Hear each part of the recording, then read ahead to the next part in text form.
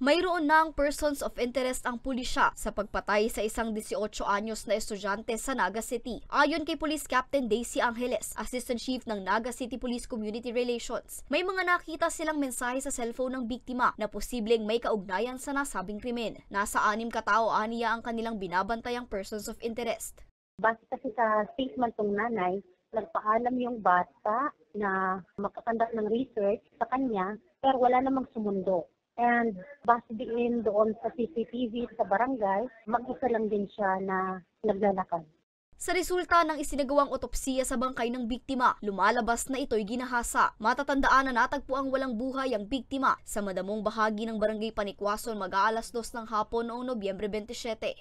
Ibisidido po mga magulang at ang kanilang mga pamilya para mabigyan ng justisya yung nangyari sa kanilang kapamilya. Lumabas sa initial report na binahasa na yung bata at pinatay. So, ang kaso po dito is rape with homicide. Patuloy ngayon ang ginagawang investigasyon ng pulisya para mabigyan ng hustisya ang biktima.